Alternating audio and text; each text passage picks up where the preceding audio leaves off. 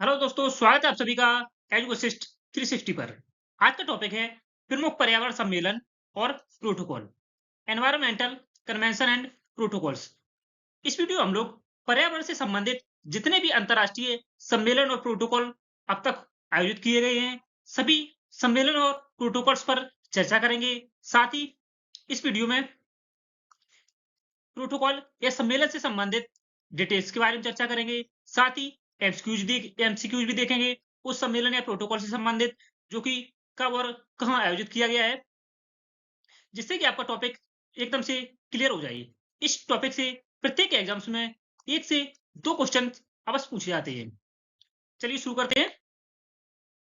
पहला कन्वेंशन है Ramsar convention 1971। Ramsar convention 1971 में आयोजित किया गया था, जो कि ईरान के शहर रामसर में 1971 में हुआ था। बात करते हैं इसे आयोजित करने का उद्देश्य क्या था। यह आर्द्र भूमियों, वेटलैंड्स के संरक्षण और उनके विवेकपूर्ण उपयोग के लिए एक अंतरराष्ट्रीय संधि थी। इसकी स्थापना 2 फरवरी 1971 को 2 फरवरी 1971 को ईरान के शहर रामसर में इस पर हस्ताक्षर किए गए थे। 2 फरवरी 1971 को इसे प्रभावी 21 दिसंबर 1975 को किया गया। वैश्विक स्तर पर प्रभावी हुआ है 21 दिसंबर 1975 को। 2 फरवरी 1971 को ईरान के शहर रामसर में इस पर हस्ताक्षर किए गए थे और इसे प्रभावी 21 दिसंबर 1975 को किया गया। भारत ने इसे 1 फरवरी 1982 को इस पर हस्ताक्षर किए अपनाया। 1 फरवरी 1982 को। यह भी आपसे प्रश्न पूछा जाता है कि भारत रामसर कन्वेंशन को ज्वाइन करने वाला, हस्ताक्षर करने वाला, इसने हस्ताक्षर भारत ने कब किए थे। 1 फरवरी 1982 को। भारत में अब तक 2026 मई 2026 तक कुल 99 रामसर स्थल हो गए हैं। 99वां रामसर स्थल उत्तर प्रदेश का बना है। शेखा झील पक्षी अभ्यारण्य। शेखा झील पक्षी अभ्यारण्य यह अलीगढ़ उत्तर प्रदेश में है। उत्तर प्रदेश के अलीगढ़ जिले में है शेखा झील पक्षी अभ्यारण्य, जो कि भारत का 99वां रामसर स्थल बना है। प्रत्येक वर्ष 2 फरवरी को विश्व आर्द्र भूमि दिवस मनाया जाता है। 2 फरवरी को, क्योंकि 2 फरवरी 1971 को 2 फरवरी 1971 को ईरान के शहर रामसर में इस पर हस्ताक्षर किए गए थे। इसीलिए इसे रामसर कन्वेंशन के नाम से जाना जाता है। भारत में, ये आपको याद रखना है, भारत में वर्तमान में मई 2026 तक 99 रामसर स्थल हो गए हैं। 99th क्रम का है शेखा झील पक्षी अभ्यारण्य। यह उत्तर प्रदेश के अलीगढ़ जिले में है। इस टॉपिक से संबंधित, रामसर स्थल से संबंधित भारत में कितने रामसर स्थल हैं, कौन कहाँ स्थित है, इस पर हम लोग स्पेसिफिक वीडियो एक बना चुके हैं। आई बटन पर जाकर आप देख सकते हैं। उत्तर प्रदेश में, उत्तर प्रदेश का रामसर स्थल के बारे में स्पेसिफिक वीडियो अलग है, वो भी हम लिंक डिस्क्रिप्शन में दे देंगे। और साथ ही भारत के सभी 99 क्रम के सभी 99 जो रामसर स्थल घोषित किए गए उन सभी की हमने इस एक स्पेसिफिक वीडियो अलग बनाई है। बात करें भा, भारत के भारत में सबसे अधिक रामसर स्थल के बारे में, सबसे अधिक तमिलनाडु में है। तमिलनाडु में 20 रामसर स्थल और उत्तर प्रदेश दूसरे स्थान पर है, जिसे हाल ही में 12वां रामसर स्थल मिला है शेखा झील पक्षी अभ्यारण्य के रूप में। इस पर वीडियो हमने स्पेसिफिक वीडियो बनाई हुई है। कमेंट आई बटन पर जाकर आप देख सकते हैं। इसका लिंक डिस्क्रिप्शन में भी हम दे देंगे। चलिए बात करते हैं आर्द्र भूमि की। आर्द्र भूमि है क्या? आर्द्र भूमि वेटलैंड्स यह एक जल संतृप्त क्षेत्र है, जैसे दलदल, झील या मैंग्रोव। दलदल, झील या मैंग्रोव, इन्हें ऐसे स्थलों को आर्द्र भूमि कहा जाता है, वेटलैंड्स, जो जो स्थायी या मौसमी रूप से पानी से भरे रहते हैं। यह जल और थल के बीच का एक महत्वपूर्ण पारिस्थितिकी तंत्र होते हैं, जो बाढ़ को नियंत्रित करते हैं, भूजल को बढ़ाते हैं और जैव विविधता को आश्रय देते हैं। जैसा कि आप इमेज में देख सकते हैं, जल और थल के बीच महत्वपूर्ण पारिस्थितिकी तंत्र को बढ़ावा देते हैं, बाढ़ को नियंत्रित करते हैं, भूजल को बढ़ाते हैं, जैव विविधता को आश्रय देते हैं। आर्द्र भूमि के मुख्य पहलू की बात करें, आर्द्र भूमि प्राकृतिक जैसे झीलें, नदियां, डेल्टा और दलदल या मानव निर्मित जैसे तालाब और जलाशय इन क्षेत्रों को आर्द्रभूमि कहा जाता है। इन्हें पृथ्वी के गुर्दे के रूप में भी जाना जाता है। पृथ्वी के गुर्दे के रूप में कार्य करते हैं रामसर स्थल, आर्द्रभूमि, क्योंकि ये पानी को छानकर प्रदूषण और कचरे को साफ करती हैं आर्द्रभूमियां। रामसर स्थल अंतर्राष्ट्रीय स्तर पर महत्वपूर्ण आर्द्रभूमियों को रामसर कन्वेंशन के तहत संरक्षित किया जाता है, जो भारत में कई महत्वपूर्ण रामसर स्थल मौजूद हैं। बात करते हैं मॉन्ट्रेक्स रिकॉर्ड। ये आपने सुना होगा मॉन्ट्रेक्स रिकॉर्ड के बारे में। मॉन्ट्रेक्स रिकॉर्ड आखिर है क्या? मॉन्ट्रेक्स रिकॉर्ड रामसर कन्वेंशन के तहत अंतर्राष्ट्रीय महत्व की आर्द्रभूमियों वेटलैंड्स का एक रजिस्टर है। मॉन्ट्रेक्स रिकॉर्ड यह आर्द्रभूमियों के लिए एक रजिस्टर है, जो कि रामसर कन्वेंशन के तहत इसे अंतर्राष्ट्रीय महत्व की आर्द्रभूमियों के बाद एक रजिस्टर तैयार किया गया 1990 में। यह स्विट्जरलैंड के मॉन्ट्रेक्स में अपनाया गया था, इसीलिए इसका नाम मॉन्ट्रेक्स रिकॉर्ड पड़ा। 1990 में अपनाया गया इसे स्विट्जरलैंड के मॉन्ट्रेक्स में। इसमें वे आर्द्रभूमियां शामिल होती हैं जिनकी पारिस्थितिकी स्थिति में मानवीय गतिविधियों, प्रदूषण या तकनीकी विकास के कारण नकारात्मक बदलाव हुए हैं या हो रहे हैं या होने की संभावना है। ऐसी आर्द्रभूमियां जिसमें नकारात्मक प्रभाव मानवीय रूप से या पारिस्थितिकी स्थिति के रूप में उन्हें किसी प्रकार का नुकसान हो रहा है या होने वाला है या उनमें नुकसान हो चुका है। इसका उद्देश्य की बात करें, खतरे में पड़ी आर्द्रभूमियों की पहचान करना और उनके संरक्षण के लिए अंतर्राष्ट्रीय सहयोग व प्राथमिकता सुनिश्चित करना है। मॉन्ट्रेक्स रिकॉर्ड का उद्देश्य है। भारतीय स्थल की बात करें, वर्तमान में भारत के 2 स्थल मॉन्ट्रेक्स रिकॉर्ड में शामिल हैं। केवलादेव राष्ट्रीय उद्यान यह राजस्थान के भरतपुर जिले में है, भरतपुर राजस्थान में है, और लोकटक झील यह मणिपुर में है। मणिपुर में वर्तमान में भारत के केवलादेव राष्ट्रीय उद्यान और लोकटक झील मणिपुर यह ऐसे तो रामसर स्थल है जो मॉन्ट्रेक्स रिकॉर्ड में सम्मिलित किए गए हैं, मॉन्ट्रेक्स रिकॉर्ड में सम्मिलित हैं। बात इससे पहले चिल्का झील जो कि उड़ीसा में स्थित थी, यह भारत की सबसे बड़ी खारे पानी की झील है, चिल्का झील, जो कि उड़ीसा में स्थित है। यह मॉन्ट्रेक्स रिकॉर्ड में सम्मिलित थी। इसके सफल संरक्षण प्रयासों के कारण इसे मॉन्ट्रेक्स रिकॉर्ड से इसे हटा दिया गया है। बात करते हैं इंपॉर्टेंट क्वेश्चंस की। इसके बाद हम दूसरा समझौता या कन्वेंशन या प्रोटोकॉल पर चर्चा करेंगे। इससे पहले कि हम देख लें इस टॉपिक संबंधित कुछ क्वेश्चंस, जिससे कि आपका टॉपिक क्लियर हो जाए। क्वेश्चन है, रामसर कन्वेंशन अंतरराष्ट्रीय स्तर पर किस वर्ष प्रभावी हुआ था?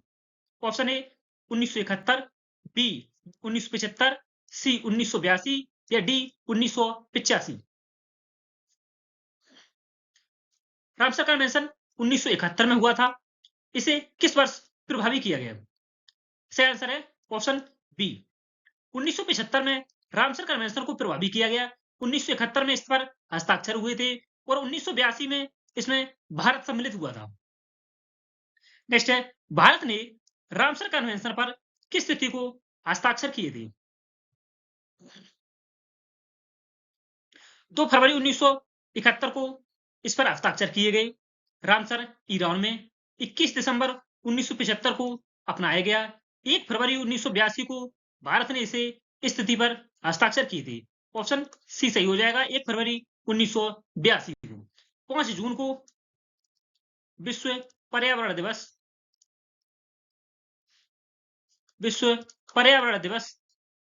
5 जून को मनाया जाता है। प्रतिवर्ष 5 जून को विश्व पर्यावरण दिवस मनाया जाता है। नेक्स्ट है, रामसर कन्वेंशन का सचिवालय कहां स्थित है? सही आंसर है ऑप्शन बी, ग्लैंड स्विट्जरलैंड में रामसर कन्वेंशन का सचिवालय स्थित है। नेक्स्ट है, मई 2026 तक भारत का 99वां रामसर स्थल कौन सा घोषित किया गया है?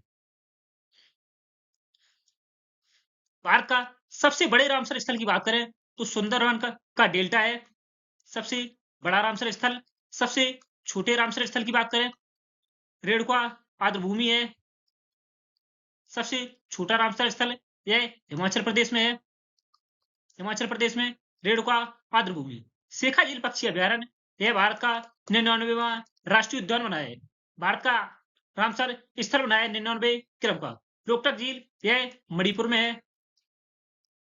मणिपुर में। नेक्स्ट है, भारत का सबसे छोटा रामसर स्थल कौन सा है? अभी हाल ही में हमने बताया आपको। ऑप्शन बी, रेणुका आर्द्रभूमि, जो कि हिमाचल प्रदेश में स्थित है। यह भारत का क्षेत्रफल की दृष्टि से सबसे छोटा रामसर स्थल है। नेक्स्ट है, वर्तमान में भारत के कौन से 2 स्थल मॉन्ट्रेक्स रिकॉर्ड में शामिल हैं? ये हम डिस्कस कर चुके हैं। ऑप्शन बी, लोकटक झील और केवलादेव राष्ट्रीय उद्यान। लोकटक झील मणिपुर और केवलादेव राष्ट्रीय उद्यान यह भरतपुर राजस्थान में है। भरतपुर राजस्थान में। नेक्स्ट है, स्टॉकहोम सम्मेलन। स्टॉकहोम सम्मेलन 1972 में हुआ था। स्टॉकहोम सम्मेलन, इसे आयोजित करने का उद्देश्य, इसे पर्यावरण का मैग्ना कार्टा कहा जाता है स्टॉकहोम सम्मेलन को, क्योंकि यह पर्यावरण संरक्षण पर दुनिया का पहला बड़ा अंतरराष्ट्रीय सम्मेलन था। इसीलिए इसे पर्यावरण का मैग्ना कार्टा कहा जाता है।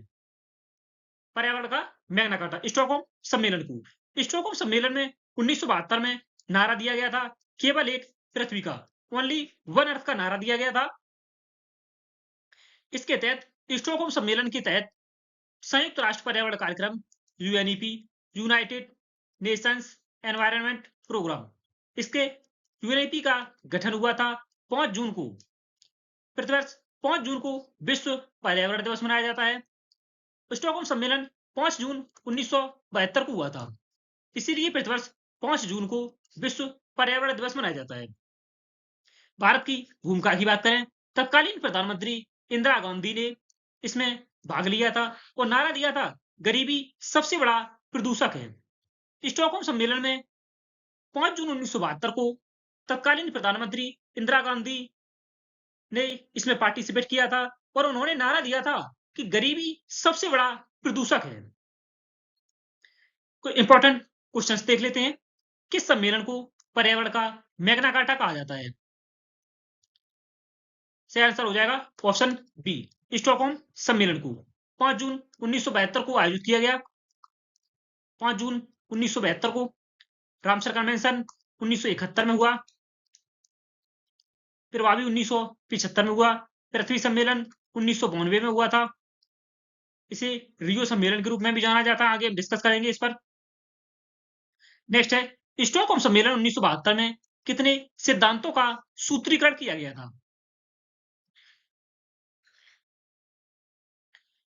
सही आंसर है ऑप्शन सी, 26। स्टॉकहोम सम्मेलन 1972 में 26 सिद्धांतों का सूत्रीकरण किया गया था।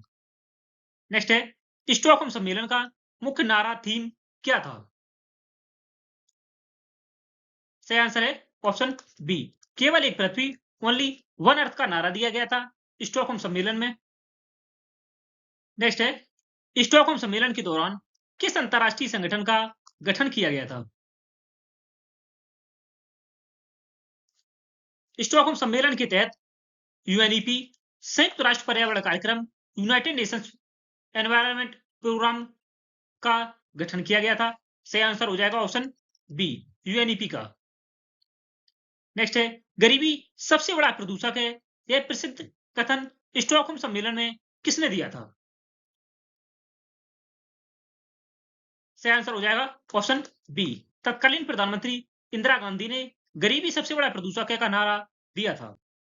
नेक्स्ट है, भारत सरकार ने किस वर्ष पर्यावरण योजना और समन्वय पर राष्ट्रीय समिति का गठन किया था? सही आंसर है ऑप्शन ए, 1972 में। नेक्स्ट कन्वेंशन है साइट्स, यह 1973 में हुआ था। Sites convention 1973। साइट्स का अर्थ है convention on international trade in endangered species of wild fauna and flora, वन्य जीवों और वनस्पतियों की लुप्तप्राय प्रजातियों के अंतरराष्ट्रीय व्यापार पर सम्मेलन। इसके 1963 में साइट्स का मसौदा तैयार किया गया था 1963 में, और 1973 में 1973 में वॉशिंगटन डीसी अमेरिका में इस पर हस्ताक्षर किए गए थे। 1975 में साइट्स कन्वेंशन को लागू किया गया था। 1975 में। ये आपको याद रखना है, 1975 में लागू किया गया और 1973 में वाशिंगटन डीसी अमेरिका में इस पर हस्ताक्षर की गई थी।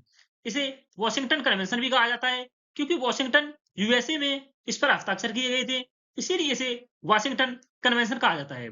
इसका मुख्य कार्य, साइट्स का मुख्य कार्य वन्य जीवों और पौधों के अवैध अंतरराष्ट्रीय व्यापार को रोकना है। भारत 1976 में इसका सदस्य बना था। 1976 में इसका सचिवालय, साइट्स का सचिवालय जिनेवा, स्विट्जरलैंड में है। इंपॉर्टेंट क्वेश्चंस देख लेते हैं। साइट्स कन्वेंशन को और किस नाम से जाना जाता है? ये हम हाल ही में हमने डिस्कस किया है। इसका आंसर आप लोगों को कमेंट बॉक्स में देना है। नेक्स्ट है, भारत किस वर्ष साइट्स का सदस्य बना? से आंसर हो जाएगा ऑप्शन सी, 1976 में। नेक्स्ट है, साइट्स कन्वेंशन मुख्य रूप से किसके नियंत्रण से संबंधित है? ओजोन परत संरक्षण से संबंधित मॉन्ट्रियल प्रोटोकॉल हुआ था, मॉन्ट्रियल कनाडा में, मॉन्ट्रियल कनाडा में। से आंसर हो जाएगा ऑप्शन बी, लुप्तप्राय प्रजातियों का अवैध व्यापार से संबंधित है साइट्स कन्वेंशन। नेक्स्ट है, साइट्स कन्वेंशन अंतरराष्ट्रीय स्तर पर किस तिथि को प्रभावी हुआ? से आंसर है ऑप्शन बी, 1 जुलाई 1975 को। नेक्स्ट है, साइट्स का सचिवालय कहां स्थित है? से आंसर है जिनेवा, स्विट्जरलैंड में। नेक्स्ट है, ब्रेंटलैंड रिपोर्ट, ब्रेंटलैंड रिपोर्ट 1987। इसे आधिकारिक तौर पर हमारा साझा भविष्य, अवर कॉमन फ्यूचर के नाम से जाना जाता है। हमारा साझा भविष्य। इस रिपोर्ट ने पहली बार सतत विकास, सस्टेनेबल डेवलपमेंट की अवधारणा को वैश्विक स्तर पर लोकप्रिय बनाया था, ब्रेंटलैंड रिपोर्ट ने, जो कि 1987 में प्रकाशित की गई थी। इसका प्रकाशन वर्ष है अक्टूबर 1987 में इसे प्रकाशित किया गया। संयुक्त राष्ट्र यूएन द्वारा, संयुक्त राष्ट्र यूएन, यूनाइटेड नेशंस के द्वारा इसे अक्टूबर 1987 में ब्रेंटलैंड रिपोर्ट प्रकाशित की गई थी। इसे तैयार किया था विश्व पर्यावरण और विकास आयोग द्वारा तैयार किया गया है, जिसे ब्रेंटलैंड आयोग के नाम से जाना जाता है। ब्रेंटलैंड रिपोर्ट का पूर्व नाम की बात करें, विश्व पर्यावरण और सतत, विश्व पर्यावरण और विकास आयोग इसका पूर्ण नाम है, पुराना नाम है, पूर्व नाम है। इसका नामकरण इस आयोग और रिपोर्ट का नाम इसकी अध्यक्ष ग्रो हार्लेम ब्रेंटलैंड के नाम पर रखा गया है, जो कि नॉर्वे की पूर्व प्रधानमंत्री थी, ग्रो हार्लेम ब्रेंटलैंड। ब्रेंटलैंड रिपोर्ट 1987 का आधिकारिक शीर्षक क्या है? से आंसर है ऑप्शन बी, हमारा साझा भविष्य, अवर कॉमन फ्यूचर। नेक्स्ट है, सतत विकास, सस्टेनेबल डेवलपमेंट की अवधारणा को किस रिपोर्ट ने लोकप्रिय बनाया? से आंसर है ऑप्शन बी, ब्रेंटलैंड रिपोर्ट। नेक्स्ट है, ब्रेंटलैंड रिपोर्ट किस आयोग द्वारा जारी की गई थी? से आंसर है ऑप्शन बी, विश्व पर्यावरण और विकास आयोग के द्वारा। नेक्स्ट है, वियना समझौता 1985 और मॉन्ट्रियल प्रोटोकॉल 1987। वियना समझौता यह 1985 में हुआ था।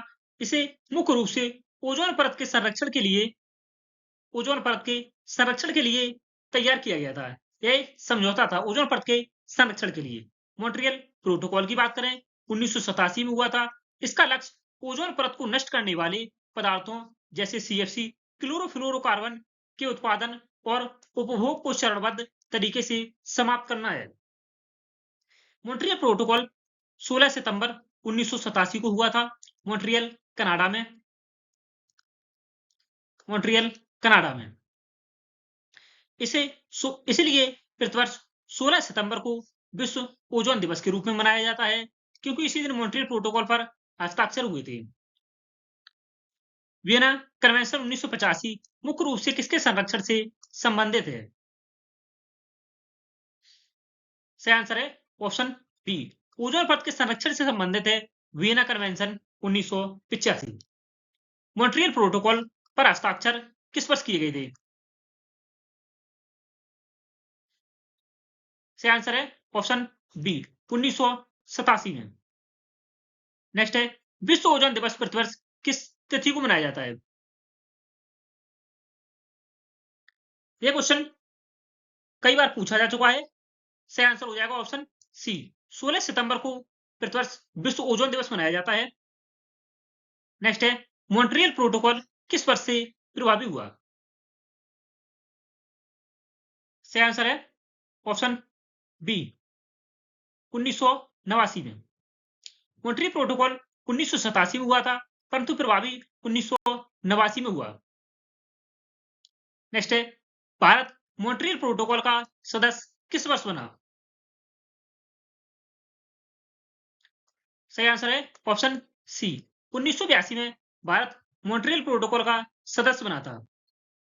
नेक्स्ट है मॉन्ट्रियल प्रोटोकॉल में हाल ही में कौन सा संशोधन किया गया है?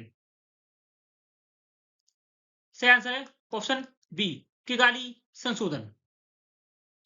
नेक्स्ट है सीएफसी को समाप्त करने के बाद किस रसायन ने इसका स्थान लिया है? सही आंसर है ऑप्शन बी हाइड्रोक्लोरोफ्लोरोकार्बन ने। सीएफसी के बाद हाइड्रोक्लोरोफ्लोरोकार्बन ने उसका स्थान लिया है। नेक्स्ट है जैव विविधता संधि सीवीडी और पृथ्वी सम्मेलन 1992। पृथ्वी सम्मेलन अर्थ समिट ये 1992 में ब्राजील के रियो डी जेनेरियो में आयोजित हुआ था। इसे रियो शिखर सम्मेलन के नाम से भी जाना जाता है, क्योंकि ये ब्राजील के रियो डी जेनेरियो में आयोजित किया गया था 1992 में। इसके तहत विकास की रूपरेखा तैयार की गई थी, जिसे एजेंडा 21 के नाम से जाना जाता है। एजेंडा 21 के नाम से जैव विविधता संधि 1992।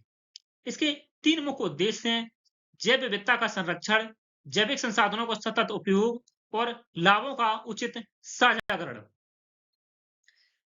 क्वेश्चन हैं जैव विविधता संधि का सचिवालय कहां स्थित है?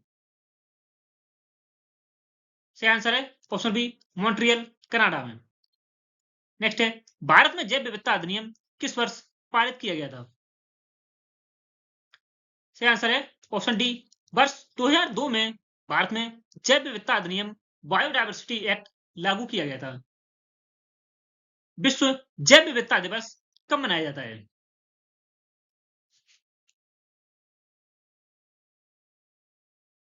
सही आंसर है ऑप्शन बी प्रतिवर्ष 22 मई को जैव विविधता दिवस मनाया जाता है, बायोडायवर्सिटी डे। नेक्स्ट है प्रथम पृथ्वी शिखर सम्मेलन 1992 कहां आयोजित किया गया था? ब्राजील के रियो डी जेनेरियो में प्रथम पृथ्वी सम्मेलन 1992 में आयोजित किया गया था। इसे रियो सम्मेलन भी कहा जाता है, रियो डी जेनेरियो में आयोजित करने के लिए। एजेंडा 21 में 21 का क्या अर्थ है? सही आंसर है ऑप्शन सी 21 का अर्थ है 21वीं सदी। नेक्स्ट है द्वितीय पृथ्वी शिखर सम्मेलन 2002 कहां आयोजित हुआ था? सही आंसर है ऑप्शन बी जोहान्सबर्ग में।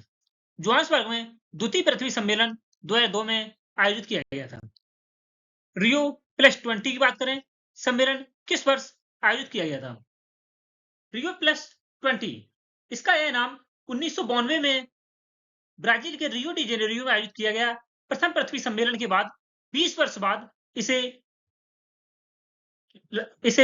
20 वर्ष बाद पृथ्वी सम्मेलन का आयोजन किया गया, इसीलिए इसे रियो +20 के नाम से जाना जाता है। सही आंसर हो जाएगा ऑप्शन सी वर्ष 2012 में 1992 से 2012 तक 20 वर्ष पश्चात पृथ्वी सम्मेलन का आयोजन किया गया, इसीलिए इसे रियो +20 कहा जाता है।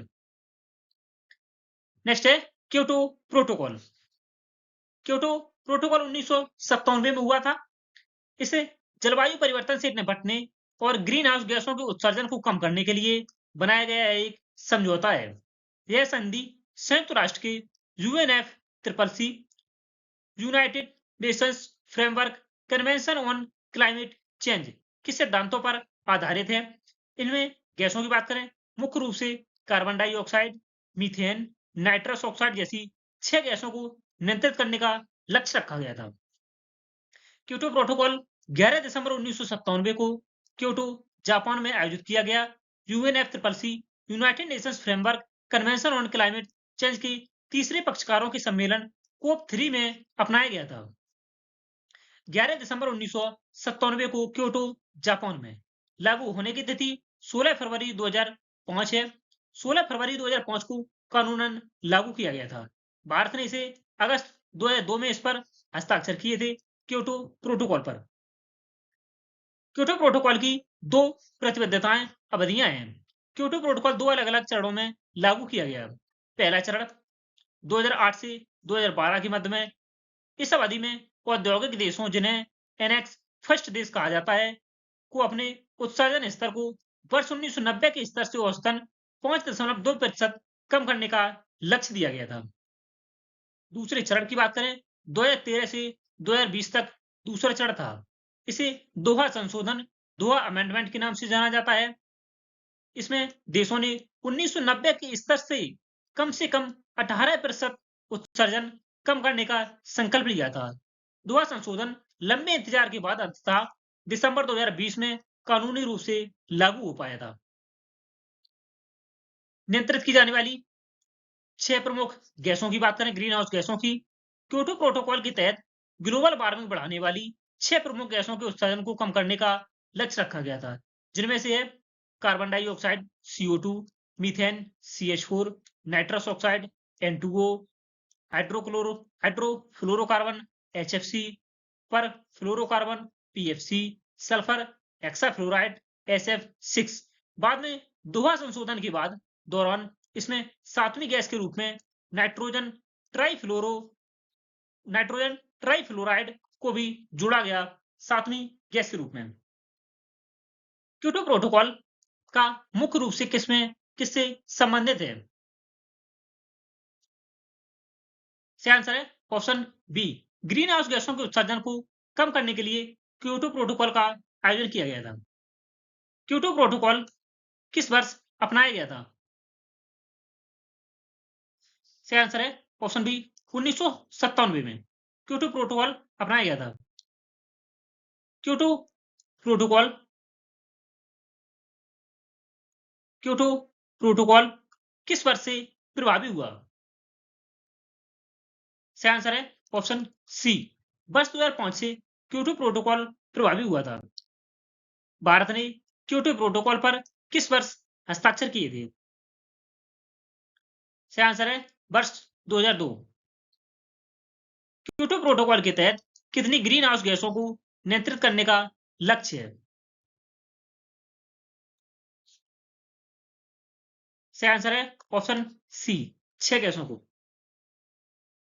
नेक्स्ट है कार्टागेना प्रोटोकॉल 2000। वर्ष 2000 में कार्टागेना प्रोटोकॉल अपनाया गया था, किया गया था। जैव सुरक्षा पर कार्टागेना प्रोटोकॉल इन बायो सेफ्टी का एक प्रमुख अंतर्राष्ट्रीय संधि है, जिसका मुख्य उद्देश्य आधुनिक जैव प्रौद्योगिकी, बायोटेक्नोलॉजी से उत्पन्न जीवित संशोधित जीवों, लिविंग मॉडिफाइड ऑर्गेनिज्म LMO को के सुरक्षित हस्तांतरण, संचालन और सीमा पार संचलन को विनियमित करना है। यह संधि सुनिश्चित करती है कि आनुवांशिक रूप से संशोधित इन जीवों से वैश्विक जैव विविधता और मानव स्वास्थ्य को कोई नुकसान न पहुंचे। कार्टागेना प्रोटोकॉल, इसका मुख्य उद्देश्य जीवित संशोधित जीवों के सुरक्षित हस्तांतरण, संचालन और सीमा पार संचलन को विनियमित करना है। मुख्य तत्व और समय रेखा की बात करें, मूल संगठन जैव विविधता पर सम्मेलन CVD का एक पूरक समझौता है। इसे 29 जनवरी वर्ष 2000 को मॉन्ट्रियल, कनाडा में आयोजित विशेष बैठक में इसे अपनाया गया था। 29 जनवरी वर्ष 2000 को इसका नामकरण कोलंबिया के कार्टागेना शहर के नाम पर किया गया था, जहां फरवरी 1999 में इसे अंतिम रूप देने के लिए मूल बैठक आयोजित की गई थी। कार्टागेना है कोलंबिया का एक शहर है। इसे कार्टागेना प्रोटोकॉल को 11 सितंबर 2003 को वैश्विक स्तर पर प्रभावी हुआ था। भारत इस प्रोटोकॉल का एक सक्रिय सदस्य है। भारत ने 23 जनवरी वर्ष 2003 को इसके प्रस्तावों की पुष्टि की थी। कार्टागेना प्रोटोकॉल का भारत सक्रिय सदस्य कब बना था? सही आंसर है ऑप्शन सी, वर्ष 2003 में। नेक्स्ट है जेनेवा प्रोटोकॉल। जेनेवा प्रोटोकॉल अंतरराष्ट्रीय कानून का एक ऐतिहासिक समझौता है जिसका मुख्य उद्देश्य युद्ध के दौरान रासायनिक और जैविक हथियारों के उपयोग पर पूर्ण प्रतिबंध लगाना है। प्रथम विश्व युद्ध के समय इसमें जहरीली गैसों के इस्तेमाल से मची तबाही के बाद दुनिया को इस तरह के नरसंहार से बचाने के लिए जिनेवा प्रोटोकॉल को तैयार किया गया था। हस्ताक्षर की तिथि की बात करें, 17 जून 1925 को जेनेवा स्विट्जरलैंड में इस पर हस्ताक्षर किए गए थे। इस पे 8 फरवरी 1928 को प्रभावी हुआ था जेनेवा प्रोटोकॉल। इसमें इस संधि का मूल दस्तावेज फ्रांस सरकार के पास सुरक्षित है। भारत ने 1930 में से मंजूरी रेटिफिकेशन दी थी। इस संधि पर हस्ताक्षर किए थे। जिनेवा प्रोटोकॉल 1925 किन हथियारों के उपयोग पर प्रतिबंध लगाता है? सही आंसर है ऑप्शन बी, रासायनिक और जैविक हथियारों पर। जिनेवा प्रोटोकॉल किस वर्ष प्रभावी हुआ? सही आंसर है ऑप्शन बी, 1928 में।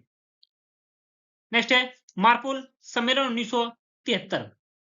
मार्पोल सम्मेलन समुद्री पर्यावरण के संरक्षण से संबंधित दुनिया का सबसे महत्वपूर्ण अंतरराष्ट्रीय समझौता है मार्पोल सम्मेलन, जिसका मुख्य उद्देश्य जहाजों द्वारा होने वाले समुद्री और वायु प्रदूषण को रोकना इसका मुख्य उद्देश्य है। इसका पूरा नाम जहाजों से होने वाले प्रदूषण की रोकथाम के लिए अंतरराष्ट्रीय सम्मेलन है, international convention for the prevention of pollution from ships. MARPOL शब्द मरीन, समुद्री और पॉल्यूशन प्रदूषण से बना है। इसे अंतरराष्ट्रीय समुद्री संगठन आईएमओ द्वारा संचालित किया जाता है।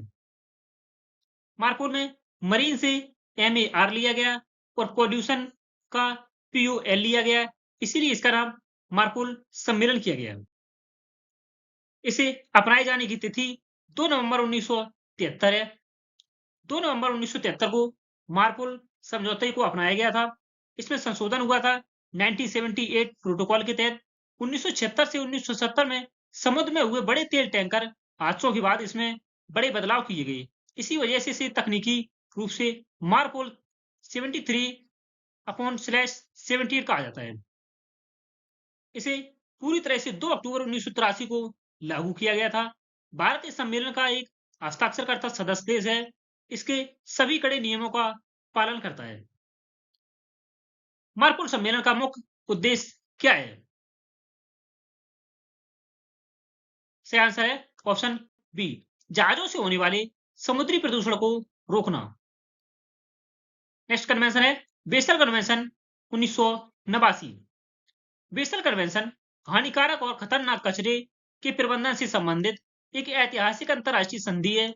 इसका मुख्य उद्देश्य खतरनाक कचरे के सीमा पार संचलन को नियंत्रित करना है और विशेष रूप से विकसित देशों से विकासशील देशों में इस कचरे के अवैध डंपिंग को रोकना है। बेसल कन्वेंशन का मुख्य उद्देश्य। इसे 22 मार्च 1989 को बेसल स्विट्जरलैंड में एक राजनयिक सम्मेलन द्वारा अपनाया गया था। इसे 5 मई 1992 को प्रभावी किया गया। 5 मई 1992 को। इसका सचिवालय जिनेवा स्विट्जरलैंड में है। भारत सरकार ने 1992 में ही इस संधि की पुष्टि की थी। देश के पर्यावरण मंत्रालय द्वारा इसके कई नियमों को कड़ाई से लागू किया जाता है। बेसल कन्वेंशन 1989 किससे संबंधित है? सही आंसर है ऑप्शन बी, खतरनाक कचरे का सीमा पार हस्तांतरण। नेक्स्ट है बेसल कन्वेंशन किस प्रकार के कचरे पर लागू नहीं होता है?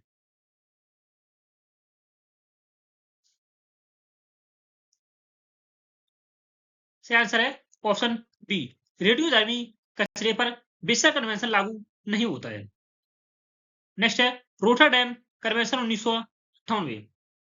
रोटरडैम कन्वेंशन अंतरराष्ट्रीय व्यापार में शामिल कुछ खतरनाक रसायनों और कीटनाशकों के नियमन से जुड़ी एक कानूनी रूप से बाध्यकारी वैश्विक संधि है। खतरनाक रसायनों और कीटनाशकों के नियमन से जुड़ी वैश्विक संधि है, रोटरडैम कन्वेंशन। इसका मुख्य उद्देश्य मानव स्वास्थ्य और पर्यावरण को नुकसानदेह रसायनों के दुष्प्रभावों से बचाना और देशों के बीच सूचनाओं के पारदर्शी आदान प्रदान को बढ़ावा देना है।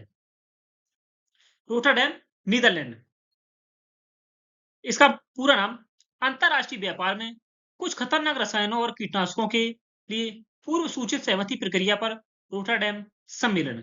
इसे 10 दिसंबर 1998 को रोटरडैम नीदरलैंड में अपनाया गया था। इसे 24 फरवरी 2004 से प्रभावी हुआ था। संयुक्त सचिवालय जिनेवा स्विट्जरलैंड और रोम इटली में है। यूएनईपी और एफएओ साथ मिलकर संचालित करते हैं। भारत 24 मई 2005 को इसका सदस्य बना था और देश में यह 22 अगस्त 2005 से प्रभावी हुआ था। भारत का रसायन और पेट्रोकेमिकल विभाग इसके कार्यान्वयन को देखता है। रोटरडैम कन्वेंशन 1998 का संबंध किससे है? सही आंसर है ऑप्शन बी, खतरनाक रसायनों और कीटनाशकों का व्यापार से संबंधित है। नेक्स्ट है मीना माता कन्वेंशन 2013। मीना माता सम्मेलन यह मरकरी पारे के प्रतिकूल प्रभावों से मानव स्वास्थ्य और पर्यावरण की रक्षा करने के लिए बनाई गई वैश्विक संधि है। पारा एक अत्यंत जहरीली भारी धातु है जो तंत्र नर्वस सिस्टम को गंभीर नुकसान पहुंचाती है, जिससे विशेष रूप से अजन्मे बच्चे और शिशुओं में विशेष रूप से पारे के प्रभावों के कारण तंत्र को प्रभावित करता है। इस सम्मेलन का नाम जापान के मीना माता शहर के नाम पर रखा गया है, जहां 1950 के दशक में औद्योगिक कचरे से निकले पारे के कारण स्थानीय लोग एक गंभीर न्यूरोलॉजिकल बीमारी का शिकार हो गए थे, जिससे आज मीना माता रोग के नाम से जाना जाता है, जो कि जापान के शहर के नाम पर रखा गया है। मीना माता कन्वेंशन 2013 है। इसे 10 अक्टूबर 2013 को कुमामोटो जापान में आयोजित एक राजनयिक सम्मेलन में अपनाया गया था। लागू होने की तिथि 16 अगस्त 2017 है। भारत 2014 में हस्ताक्षर किए थे और 18 जून 2018 को इसकी पुष्टि की थी भारत ने। क्वेश्चन है, मीना माता कन्वेंशन 2013 किस भारी धातु के नियंत्रण से संबंधित है? सही आंसर है ऑप्शन बी, पारा मरकरी से संबंधित है। मीना माता कन्वेंशन आधिकारिक रूप से किस वर्ष लागू हुआ था? सही आंसर है ऑप्शन सी, 2017 में। अंत में प्रदूषकों के प्रबंधन के लिए बेसल, रोटरडैम और स्टॉकहोम सम्मेलनों का 2025 का आयोजन कहां हुआ था? सही आंसर है ऑप्शन सी, टोक्यो जापान में। टोक्यो जापान में 2025 का बेसल कन्वेंशन, रोटरडैम कन्वेंशन और स्टॉकहोम कन्वेंशन सम्मेलनों का आयोजन हुआ था। धन्यवाद दोस्तों। ऐसे ही इंपॉर्टेंट और इन्फॉर्मेटिव वीडियो पाने के लिए चैनल को सब्सक्राइब करें, वीडियो को शेयर कर दें।